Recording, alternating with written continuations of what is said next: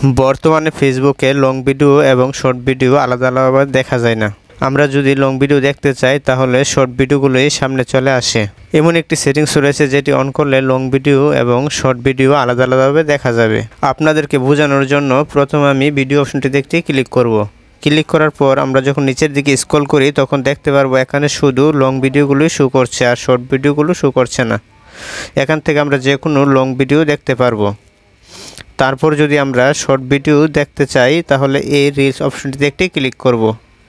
এই রিলস অপশনটিতে ক্লিক করার পর এখান থেকে আমরা দেখতে পারবো শুধু শর্ট ভিডিও আর শর্ট ভিডিও।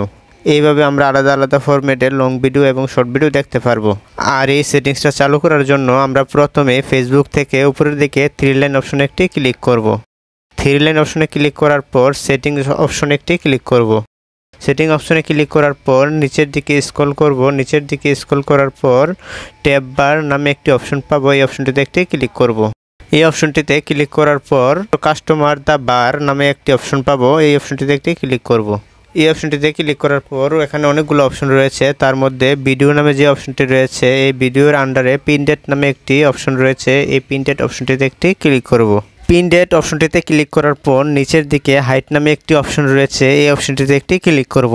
তারপর স্ক্রল করে বের হয়ে যাব। বেরিয়ে যাওয়ার পর পুনরায় আবার ফেসবুক অ্যাপটিতে চলে আসব। পুনরায় ফেসবুক অ্যাপটিতে চলে আসার পর এখানে আমরা কোনো ভিডিও নামের অপশন দেখতে পারবো না। ভিডিও নামের অপশন না দেখতে পারলে আমরা এখান থেকে উপরের দিকে যে সার্চ অপশনটি রয়েছে এই সার্চ অপশনে একটি ক্লিক করব।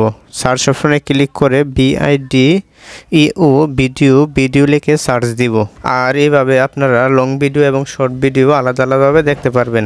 ভিডিওটি যদি ভালো লাগে তাহলে আপনার ফেসবুকের নিউজ ফিডে শেয়ার দিয়ে আপনার বন্ধুদের দেখার সুযোগ করে দিবেন। ধন্যবাদ। দেখা হবে অন্য কোনো ইন্টারেস্টিং ভিডিওতে।